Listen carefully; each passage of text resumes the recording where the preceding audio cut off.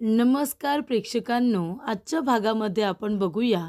इथे सायली जेव्हा सुभेदारांच्या घरी गेलेली असते, तेव्हा कल्पनाने तिचा खूप अपमान केलेला असतो आणि तिला गेटमधूनच हकलून दिलेलं असतं.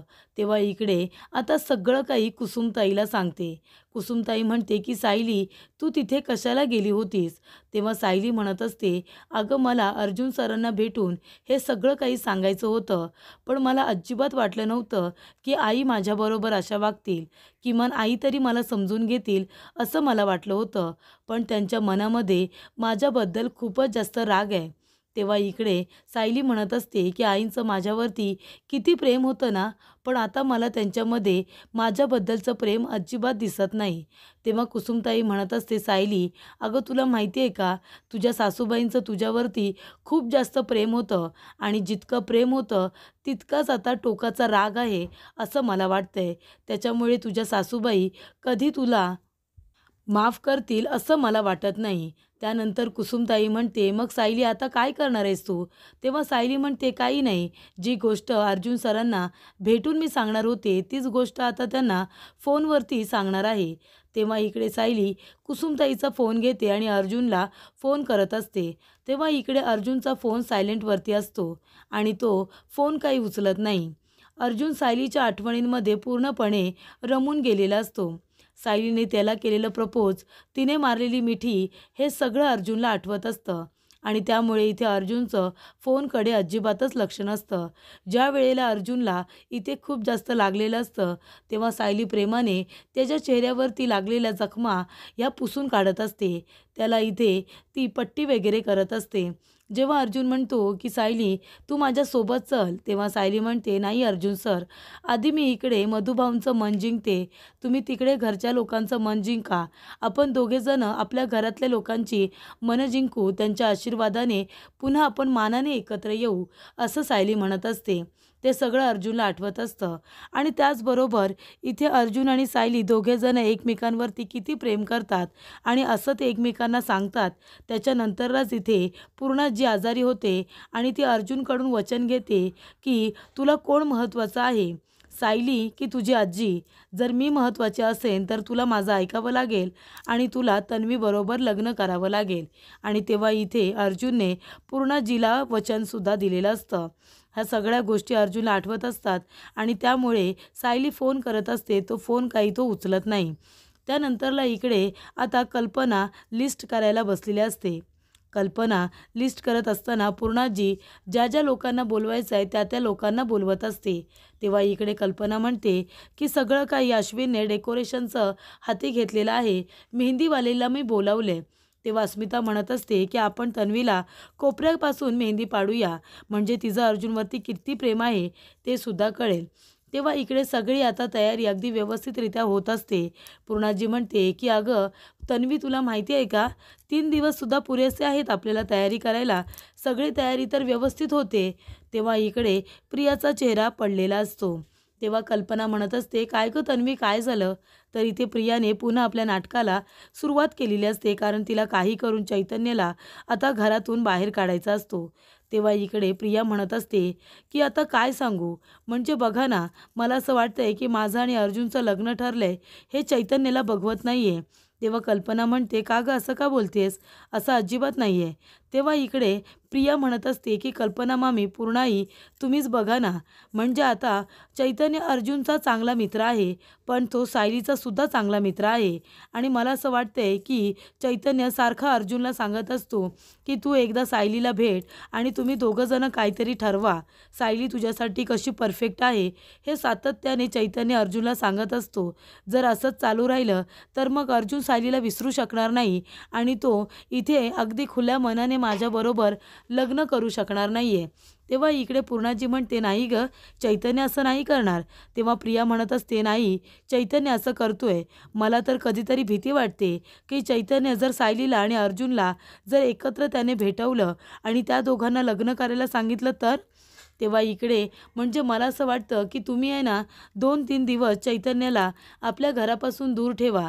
जर तो अर्जुनबरोबर असला आणि जर तो सायलीलाच या घरामध्ये घेऊन आला तर मग ते आपल्यासाठी कठीण होऊन जाईल. तुम्हाला हे हवं आहे का?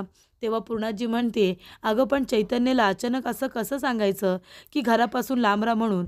तो सुद्धा या घरातला मुलगा आहे, अर्जुनचा मित्र आहे." प्रिया म्हणते की "मला माहिती आहे ना, त्याची आणि अर्जुनची मैत्री खूप गोड आहे. म्हणूनच मला असं वाटतं की चैतन्य कुठेतरी अर्जुन आणि सायलीला एकत्र आणण्यासाठी प्रयत्न करेल." तेव्हा कल्पना म्हणते, "पण हे चैतन्याला कोण सांगणार ना?" तेव्हा प्रिया म्हणते की "मी सांगेन. मी चैतन्याला सांगेन की काही दिवस तू या घरापासून लांब राहा म्हणून." तेव्हा इकडे अस्मिता म्हणत असते, "अगं पण असं कसं सांगणार ना?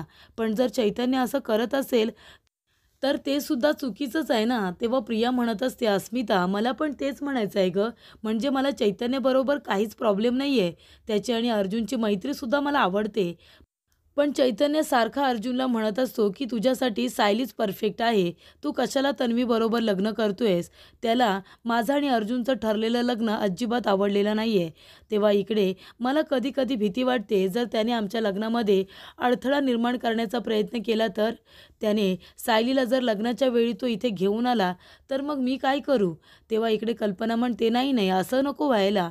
मग आपल्यालाच काहीतरी करायला हवं. आपण चैतन्याला सांगूया का की तू घरापासून 3-4 दिवस लांब राहा म्हणून?"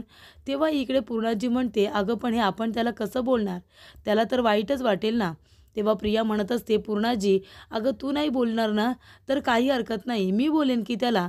मी त्याला अगदी व्यवस्थित समजावेन, म्हणजे त्याला रागसुद्धा येणार नाही आणि तो 3-4 दिवस घरापासून लांबसुद्धा राहील. त्याच्यामुळे लग्नामध्ये कुठलंही विघ्नसुद्धा येणार नाही." असं प्रिया म्हणत असते. तर इथे मूर्ख कल्पना आणि मूर्ख पूर्णाजी यांना आता प्रियाने पुन्हा एकदा मूर्ख बनवलेलं असतं आणि तिने आता चैतन्यावरतीच संशय घेतलेला असतो. तर इकडे प्रियाला बरोबर माहिती आहे की चैतन्य ही अशी व्यक्ती आहे जी अर्जुनला त्याचं प्रेम मिळवून देण्यासाठी वाटेल ते प्रयत्न करू शकते आणि इथे सायलीबरोबर सुद्धा चैतन्याची किती चांगली मैत्री आहे हे सुद्धा तिला बरोबर माहिती असतं आणि म्हणूनच तिने आता चैतन्याला घरापासून लांब ठेवण्याचा निर्णय घेतलेला असतो. त्याचबरोबर इथे सायली आता वारंवार अर्जुनला फोन करत असते, पण अर्जुन काही फोन उचलत नाही. तेव्हा इकडे कुसुमताई म्हणत असते, "काय झालं?" तेव्हा सायली म्हणते, "नाही गं, अर्जुन सर फोनच उचलत नाही आहेत." तेवढ्यातच इथे दोघींचं बोलणं चालू असताना चैतन्य येतो आणि म्हणतो की "वहिनी, आतमध्ये येऊ का?" तेव्हा सायली म्हणते, "चैतन्य भाऊजी, या ना, या आतमध्ये या, बसा." आणि ती दारामध्ये जाऊन वाकून टोकून अर्जुन आलाय का ते सुद्धा बघत असते. तेव्हा सायली म्हणते, "हे काय चैतन्य भाऊजी, अर्जुन सर नाही आले का?" तेव्हा चैतन्य म्हणतो, "नाही ना, अर्जुन नाही आलाय." तेव्हा कुसुमताई म्हणते, "पण अर्जुन का नाही आला? सायली तर कधीपासून त्याच्या वाटेकडे डोळे लावून बसली आहे." तेव्हा इथे चैतन्य म्हणत असतो की "मला अर्जुननेच इथे पाठवलंय, तो आता नाही इथे येणार." तो म्हणत असतो की "सायली वहिनी, ही ओढणी अर्जुनने तुम्हाला द्यायला सांगितले, कारण अर्जुनचं आणि प्रियाचं लग्न ठरल्यापासून अर्जुन खूपच जास्त खचून गेलाय. त्याला असं वाटतं की अर्जुनने तुम्हाला दिलेलं प्रॉमिस त्याने पूर्ण केलेलं नाही आहे. तो तुम्हाला पुन्हा घरी नेऊ शकलेला नाही आहे आणि ही ओढणी बघितल्यानंतर त्याला सारखं असं वाटतं की ही ओढणी त्याला आठवण करून देते की तो हरलाय. त्याने तुम्हाला दिलेलं वचन पूर्ण केलेलं नाही आहे. म्हणूनच त्याने ही आठवण तुम्हाला द्यायला सांगितली." तेव्हा इकडे सायली आता ती ओढणी बघते. त्या ओढणीवरून प्रेमाने हात फिरवते आणि म्हणत असते की "ओढणी यांनी मला द्यायला सांगितले का?" तेव्हा चैतन्य म्हणतो, "हो ना, अर्जुन पूर्णपणे आतून खचून गेलाय. त्याला असं वाटतंय की तुम्ही आणि अर्जुन आता पुन्हा एकत्र कधीच येणार नाही आणि तो हे लग्न फक्त पूर्णाजीसाठी करतोय. तुम्हाला तर माहिती आहे ना." तेव्हा इकडे सायली कुसुमताईकडे बघून हसते आणि म्हणत असते की "चैतन्य भाऊजी, तुम्ही जसं यांचा निरोप घेऊन माझ्याकडे आलात ना, मग आता तुम्ही माझा निरोप घेऊन आता यांच्याकडे जा. तुम्ही त्यांना सांगा की या ओढणीला मॅचिंग असा कुर्ता निवडून ठेवा म्हणून. तो कुर्ता त्यांना लग्नामध्ये घालायचा आहे ना, या ओढणीला मॅचिंग असा."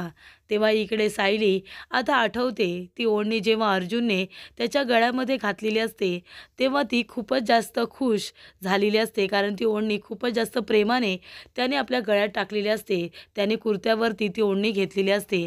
तेव्हा इकडे सायली म्हणते, "चैतन्य भाऊजी, माझा निरोप तुम्ही यांना द्याल ना, की ही ओढणी आणि ओढणीवाली फक्त आणि फक्त त्यांचीच आहे." तेव्हा चैतन्य म्हणतो, "म्हणजे वहिनी, हे काय बोलताय तुम्ही?" तेव्हा कुसुमताई म्हणत असते की "चैतन्य, अरे इथे सायलीच्या मनामध्ये काहीतरी वेगळंच सुरू आहे. म्हणजे ते आहे ना, दिलवाले दुल्हनिया ले जाएंगे, तर आता ये दिलवाली दुल्हनिया दूल्हा ले जाएगी, असं तिने ठरवून ठेवलेलं आहे." तेव्हा चैतन्य म्हणतो, खरंच वहिनी? तेव्हा सायली म्हणते, अगदी खरंच. हे बघा, लग्न तर अर्जुन सरांचं होणार, पण माझ्याबरोबर मीच सुभेदारांच्या घरचा माप ओलांडून त्यांच्या घरामध्ये गृहप्रवेश करणार आहे. अर्जुन सरांची बायको मीच होणार, बाकी कुणीच नाही. त्या प्रियाने कितीही प्रयत्न केले ना, तरीसुद्धा लग्न मात्र माझं आणि अर्जुन सरांचंच होणार.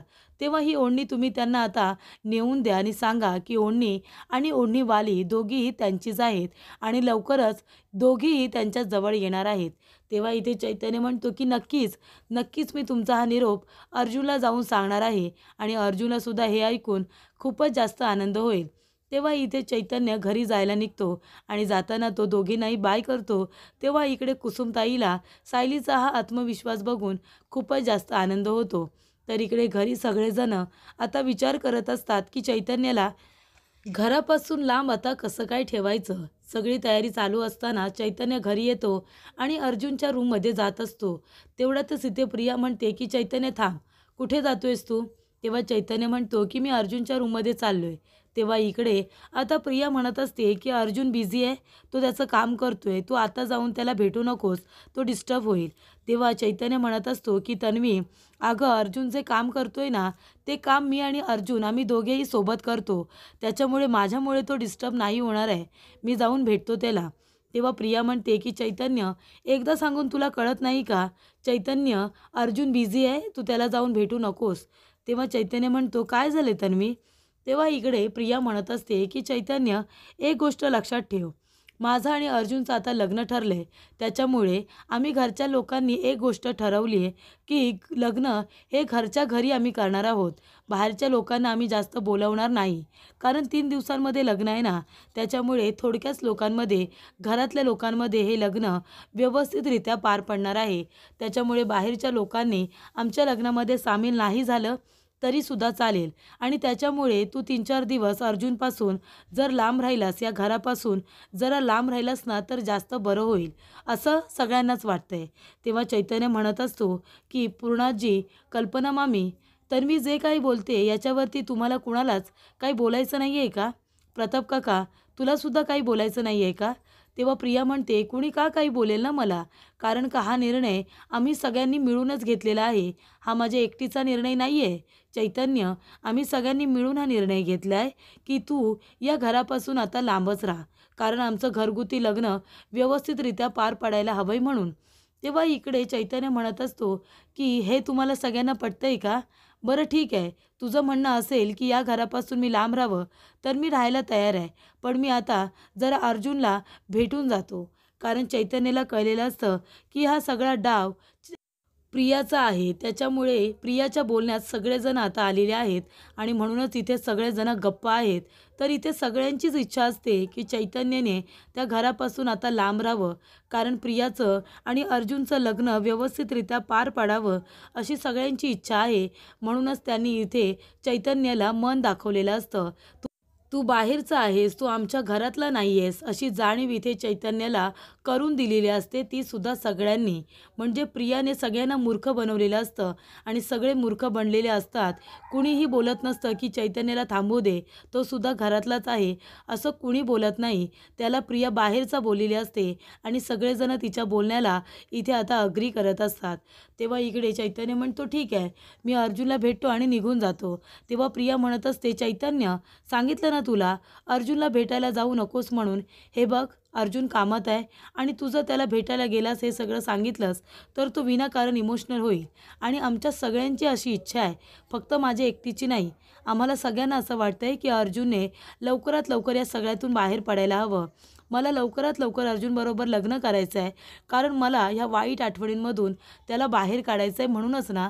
तेव्हा तू आता इथून निघून जा आणि हवं तर तू एक काम करू शकतोस, तू लग्नाच्या दिवशी ये आमच्या डोक्यावरती अक्षता टाकायला, माझी काही हरकत नाही आहे. पण आता सध्या तरी तू इथे थांबू नकोस, असं आम्हाला सगळ्यांना वाटतंय. तेव्हा इकडे आता प्रिया बोलत असते, सगळेजण ऐकून घेत असतात, पण कुणीही तिला थांबवत नाही. तर इकडे आता हेच चैतन्याला आवडत नाही. चैतन्याला याच गोष्टीचं वाईट वाटतं की प्रिया एवढं चैतन्याला बोलते पण कुणीही त्याच्यावरती ॲक्शन घेत नाही आहे. तेव्हा चैतन्य जाता जाता फक्त एकदा थोडंसं मागे वळून बघतो. सगळेजण इथे गप्प बसलेले असतात. सगळेजण खूपच जास्त चुकीचं वागत असतात. हे चैतन्याला कळतं. सगळ्यांनी इथे चैतन्याला जाणीव करून दिलेली असते की तू बाहेरचा आहेस म्हणून. जिथे पूर्णाजी आणि कल्पना, प्रताप काका सगळेजण म्हणत असतात की चैतन्य तू आम्हाला मुलासारखा आहेस, तू आमचा मुलगा आहेस, तू अजिबात समजू नकोस की तुझं कुटुंब नाही आहे, तू अनाथ आहेस, असं अजिबात समजायचं नाही. आणि सगळेजण त्याचे जे कान पिरगळायचे आता तेच लोक आपली कानं बंद करून बसलेले असतात. डोळ्यांवरती पट्टी बांधून ते प्रियाच्या बोलण्यावरती सरळ सरळ विश्वास ठेवत असतात. आणि इथे त्यांनी आता चैतन्याला त्याची जाणीव करून दिलेली असते आणि चैतन्य रागावून तिथून निघून गेलेला असतो. तरी ते प्रियाने आपला प्लॅन अगदी व्यवस्थितरित्या पूर्ण केलेला असतो. बावळट प्रिया अर्जुनबरोबर लग्न करण्यासाठी इतके प्रयत्न करते पण तिला माहितीच नाही आहे की तिचा हा प्लॅन तिच्यावरतीच उलटा फिरणार असतो. सायली तिला धडा शिकवण्यासाठी परिपूर्ण प्रयत्न करत असते. त्यानंतरला प्रिया अर्जुनच्या रूममध्ये येते. इकडे तिकडे ती बघत असते कुणी नाही आहे ना, आणि अर्जुनचा मोबाईल हातामध्ये घेते आणि म्हणत असते की आता चैतन्याला काही करून थांबवायला हवं, कारण त्याला आता घरातून बाहेर जायला सांगितलं आहे. त्याच्यामुळे तो अर्जुनला फोन करून सगळं काही सांगेल आणि मला चैतन्याला अर्जुनपासून दूर ठेवायचं आहे. नाहीतर त्याच्या मित्राचा एवढा अपमान झाला आहे हे जर अर्जुनला कळलं तर कदाचित तो खूपच जास्त रागवेल, चिडेल. आणि म्हणूनच आता चैतन्याचा नंबर ती ब्लॉक लिस्टला टाकते. तेव्हा इकडे चैतन्याचा नंबर तिने ब्लॉक केलेला असतो आणि ती म्हणते की आता कुसुमताईचा नंबरसुद्धा मी ब्लॉक करून टाकते, कारण चैतन्य सगळं अर्जुन याच्यापर्यंत पोहोचवण्यासाठी तो आता सायलीला फोन करेल आणि कुसुमताईच्या फोनवरून सायली सगळं काही अर्जुनला सांगेल असं प्रियाला वाटतं. म्हणूनच इथे तिने आयडेशीर चैतन्याचा आणि कुसुमताईचा नंबर ब्लॉक केलेला असतो अर्जुनच्या मोबाईलमध्ये. तेव्हा इथे चैतन्य आता हे सगळं सायलीला सांगतो. सायलीला सांगितल्यानंतर तिला खूपच जास्त वाईट वाटतं. सायली म्हणत असते की चैतन्य भाऊजी म्हणजे प्रिया एवढी खालच्या पातळीला गेली, आता ती तुम्हालासुद्धा घरातून बाहेर काढलं. तेव्हा इकडे चैतन्य म्हणत असतो की मला त्या प्रियाच्या बोलण्याचं वाईट वाटतच नाही आहे वहिनी. मी कधीही तिच्या बोलण्याकडे लक्ष देतच नाही, कारण ती माझ्यासाठी अजिबात महत्त्वाचीच नाही आहे. पण जेव्हा ती हे सगळं बोलत होती ना तेव्हा घरातले सगळे लोक गप्प होते. कुणीही तिला बोललं नाही की हे काय बोलतेस तू तन्वी, अगं चैतन्यसुद्धा याच घरचा आहे, याच घरचा मुलगा आहे, असं कुणीही तिला बोललं नाही आणि तिला थांबवलंसुद्धा नाही. मला या गोष्टीचं खूप जास्त वाईट वाटलं. माझ्या मनाला ही गोष्ट लागली. तेव्हा सायली म्हणते नका वाईट वाटून घेऊ चैतन्य भाऊजी, कदाचित देवी आईच्या मनातसुद्धा हेच असेल की तुम्ही नवऱ्या मुलाकडून नाही तर नवरी मुलीकडून त्या लग्नामध्ये सामील व्हायला पाहिजे. तेव्हा चैतन्य म्हणतो म्हणजे?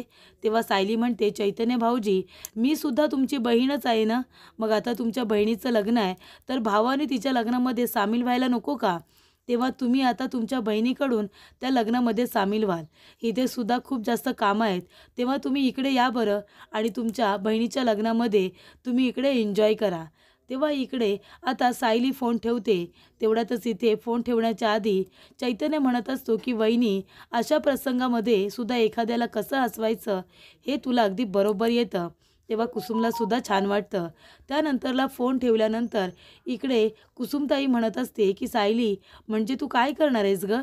तेव्हा सायली म्हणते बघितलंस ना कुसुमताई, ही प्रिया किती खालच्या पातळीला गेली आहे. म्हणजे तिने चैतन्य भाऊजींना सुद्धा घरातून बाहेर काढलं आणि तिला या गोष्टीचं काहीच वाटत नाही आहे. म्हणूनच मला हे लग्न मोडायचं आहे. प्रियाच्या जागी जर दुसरी कुठली मुलगी असती तर हे लग्न मोडायला मला वाईट वाटलं असतं, पण प्रियाला आता चांगलाच धडा शिकवायला पाहिजे आणि आता तर मी तिला सोडणारच नाही आहे. आता तिला मी चांगलाच धडा शिकवणार आहे. कुसुमताई तू आणि चैतन्य भाऊजी आहात ना माझ्याबरोबर? तेव्हा कुसुम म्हणते हो आम्ही दोघेजण आहोत ना. आणि इथे सायली म्हणते अजून काही जवळची माणसं आहेत त्यांनासुद्धा मी माझ्या मदतीला बोलवणार आहे. तेव्हा कुसुम म्हणते कोण गं सायली? तेव्हा सायली म्हणते थांब ना, फोन करूनच बोलावून घेते. त्यानंतर इकडे आता पुढील भागामध्ये अद्वैत अर्जुनच्या लग्नाला आलेला असतो. अद्वैत म्हणत असतो की अर्जुन हे सगळं काय आहे, तू लग्न करतोयस? तेव्हा इकडे अर्जुन म्हणतो की माझं प्रियावरती अजिबात प्रेम नाही आहे, पण मी पूर्णाजीसाठी तिच्याबरोबर लग्न करतोय. माझं प्रेम फक्त आणि फक्त सायलीबरोबरच आहे. तेव्हा इकडे आता अद्वैत म्हणत असतो, की जर असं असेल ना, तर ही तन्वी तुमच्या दोघांच्या मध्ये येणार नाही आणि तुमचं लग्नसुद्धा मोडू शकणार नाही आहे. मी आहे तुझ्याबरोबर, असं इथे अद्वैत म्हणतो. तर इकडे कला सायलीला म्हणत असते, की आपल्या दोघींचं ठरल्याप्रमाणे आता चांदेकरसुद्धा आपल्याबरोबर आहे. इकडे आता प्रियाला मेहंदी तर लागणार, पण शेणाची मेहंदी आणि त्याची व्यवस्था अद्वैत करायला गेलेला आहे. अद्वैत आणि कला असताना ही तन्वी तुमच्यामध्ये येणार नाही. अद्वैत आणि कला असताना तुम्हाला टेन्शन घ्यायची गरज नाही आहे. आम्ही दोघेजणं तुम्हाला दोघांना एकत्र आणू. अर्जुन आणि सायली एकत्र येतील आणि त्या तन्वीला तुमच्यापासून दूर करतील, असं कला आता सायलीला म्हणत असते.